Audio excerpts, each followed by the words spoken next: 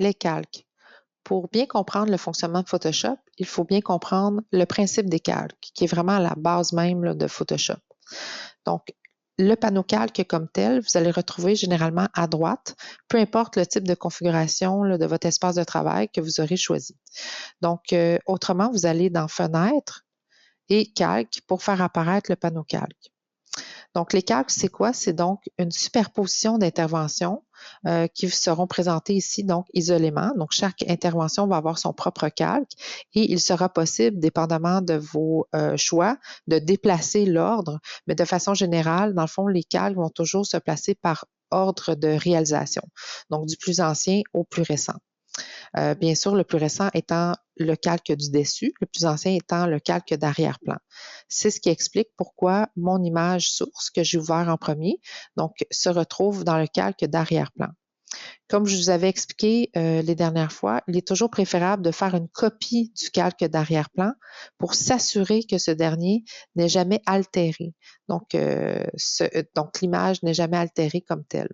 Donc, ensuite de ça, une fois que la copie elle est réalisée, je fais juste verrouiller ou fermer en fait l'œil. Donc ça ici, ce sont des petits yeux qui vous expriment dans le fond par un petit icône le fait que le calque est visible ou non. Donc là, je vais rendre mon calque d'arrière-plan invisible. Vous avez dans le fond la possibilité de gérer disons, votre panneau calque et les différents calques. La première chose à faire, c'est donc de nommer vos calques. Donc, si moi, je souhaite me créer un nouveau calque, par exemple, je vais dans le petit icône ici à droite, où vous allez retrouver la plupart des commandes du panneau calque. Certaines commandes sont disponibles ici avec des symboles juste au bas du panneau, ou sinon, vous pouvez bien sûr aller dans le menu supérieur, aller dans l'onglet calque, et vous allez retrouver aussi, bien entendu, la plupart des commandes que vous allez retrouver dans le panneau calque.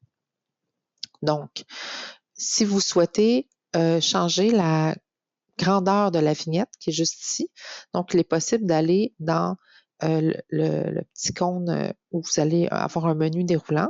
Vous allez dans Options du panneau et il est possible, dans le fond, de changer la grosseur de la vignette.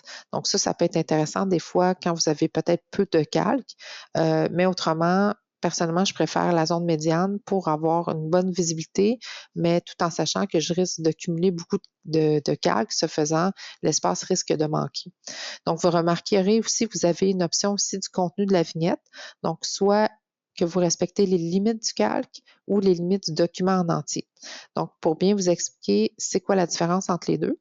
Donc, je vais vous montrer un exemple ici. J'ai coché donc limite du calque. Je vais me créer un nouveau calque que je vais nommer donc dessin rouge. Donc, prenez toujours le réflexe de bien nommer vos calques. Ça va vous aider à vous y retrouver. Donc, sur dessin rouge, je vais donc faire une intervention avec l'outil pinceau, juste ici. Voilà. Donc, vous remarquerez ici que la vignette, dans le fond, vient cadrer au contour de mon intervention plutôt qu'au contour du document. Donc, pourquoi je vous propose en fait cette option-là, c'est que si vous avez une intervention qui est très minimale, à peine lisible dans un document, mais qui est pourtant importante, il pourrait être possible, dans le fond, de se confondre là, avec toutes les calques, d'essayer de retrouver sur quel calque donc cette intervention se trouve. Donc, si la vignette épouse la périphérie, dans le fond, de votre intervention, ça va être beaucoup plus facile là, de vous y retrouver en image. Bien sûr, le titre va vous aider aussi à vous y retrouver, mais bon, c'est un truc que je vous donne.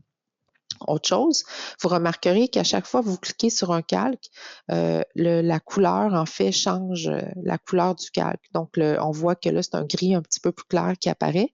Si jamais le contraste n'est pas assez fort pour vous, sachez que vous pouvez aller dans Édition, dans Préférences, tout au bas, et Interface, et ensuite aller choisir vous aviez le contraste là, au début que je vous avais expliqué pour choisir les contrastes de votre espace de travail. Vous avez aussi les couleurs pour les tons clairs. Donc, vous pouvez choisir bleu.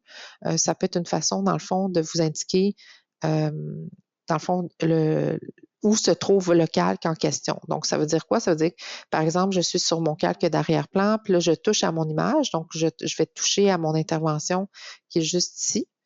Et automatiquement, je vais prendre l'outil déplacement pour le faire, et automatiquement, Voilà, donc le calque contenant mon dessin devient bleuté. Donc, c'est une façon de le repérer. Donc, si vous cherchez, vous faites un montage d'image, par exemple, vous avez, je ne sais pas, 6-7 images, vous faites un montage, puis là, vous ne savez plus laquelle est sur quel calque. Donc, ça peut être une façon en touchant, dans le fond, avec votre curseur, l'image, le calque va devenir bleu. Alors, ce sera plus facile de repérer le calque en question. Donc, voilà pour ça. Autre chose à expliquer, donc vous allez avoir justement les calques qui vont se présenter en ordre d'arrivée, donc bien sûr l'arrière-plan et les derniers qui est le dessin. Ce qui est important à comprendre, c'est que vous avez les options de verrou qui sont juste ici. Donc, vous remarquerez que j'ai une option de verrou ici avec un cadenas qui est complètement, dans le fond, blanc versus le cadenas qui est transparent ici dans l'arrière-plan. Donc, ce que ça veut dire pour le calque d'arrière-plan, ce cadenas qui est plus en ligne contour, c'est que je ne peux pas le déplacer. Donc, ce cadenas, dans le fond, est muni d'un verrouillage qui me rend impossible le déplacement du calque d'arrière-plan puisqu'il s'agit de l'arrière-plan, justement. Donc, celui que je protège. Autrement, il est possible de faire des verrouillages à la pièce. Donc, je pourrais dire, par exemple, pour le calque d'arrière-plan copie, je ne veux pas que ce soit possible de dessiner sur le document. Donc, vous remarquerez que le fait que j'ai un verrouillage, dans le fond, ciblé, le cadenas n'est pas opaque. Si je choisis de toutes verrouiller les options ici, donc le cadenas va devenir opaque. Donc là, ça va me rendre impossible la possibilité de déplacer finalement, voyez-vous, le calque ou de dessiner sur le calque. Là, ça m'indique là, justement que c'est impossible, que je ne peux pas dessiner puisque mon calque a été totalement verrouillé. Donc, si jamais vous voulez éviter de vous tromper, ça peut toujours être une option de faire ça. Donc, sachez que le calque d'arrière-plan, il est possible de le rendre comme un calque normal. Vous avez juste à double-cliquer sur le calque pour le faire. Donc, ça devient alors le calque 0. Le cadenas va disparaître et ça devient comme n'importe quel autre calque. En fait, vous allez pouvoir faire des actions dessus. Donc là, je ne le ferai pas puisque ce n'est pas l'option que je souhaite faire. Donc, ici, pour le fonctionnement des calques, là, vous allez comprendre un peu comment ça fonctionne. Ce que vous pouvez faire ici aussi, c'est lorsque vous créez un nouveau calque, par exemple, là, je vais écrire, par exemple, dessin vert. Voilà. Je dis OK. Je souhaite faire une intervention, un dessin en vert sur mon image. Là, je suis bien sur le dessin vert. Je fais une autre intervention dessus. Voilà. Et je souhaite regrouper, dans le fond, tous mes dessins de façon à mieux gérer mon espace parce qu'à un moment donné, comme je disais, les calques vont s'additionner. Donc, vous pourriez regrouper, dans le fond, vos calques. Puis pour ce faire, vous pouvez faire CTRL-G. Donc, comme vous voyez, en créant CTRL-G, là, je me suis créé un groupe. Donc, le groupe que je pourrais nommer dessin, par exemple. Et à ce moment-là, ben, donc, je peux prendre le dessin rouge, puis je viens le placer dans le groupe, donc de dessin ici. Donc, si je ferme mon groupe, on voit que tous mes dessins sont cachés dans une filière, donc une chemise qui a pour nom dessin. Donc, j'ai dessin rouge, dessin vert. Donc, ça peut être une façon aussi que je vous invite fortement à bien gérer comme ça votre espace de travail. Ensuite de ça, juste en haut, vous avez différentes autres options. Donc, vous avez, par exemple, je vais aller me chercher un calque où je peux avoir des interventions. Donc, vous avez opacité. Donc, opacité, ça vous permet de faire apparaître votre calque en transparence. Donc, ça peut être assez utile lorsqu'on fait du détourage ou des choses comme ça où on veut, dans le fond, bien hybrider deux interventions, donc deux calques ensemble. Donc, ça peut être utile de travailler avec opacité. Donc, vous voyez l'exemple, je prends opacité. Donc, je descends mon opacité. On voit que mon trait rouge, dans le fond, devient plus clair, plus transparent. Donc, sinon, vous avez aussi des modes de fusion.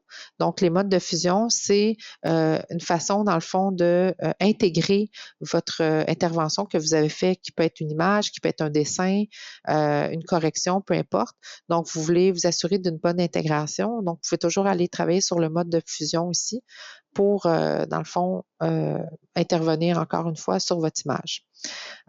Ensuite de ça, vous avez justement les petits icônes juste au bas ici. Donc, vous avez bien sûr la poubelle. Vous avez le rectangle avec un plus qui vous indique, dans le fond, de la création d'un calque. Donc, si je clique dessus, par exemple, je pourrais me créer un nouveau calque, tout simplement comme ça. Ou sinon, ben là, je ne le veux pas, je clique sur le calque, je m'en vais l'envoyer dans la poubelle. Donc, je dépose, je tiens mon curseur enfoncé et je lâche mon curseur une fois qu'il est sur la poubelle. Et voilà, le calque est jeté.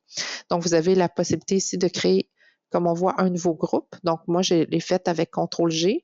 Ou sinon, vous avez la possibilité même d'aller créer un nouveau groupe. Donc, ici,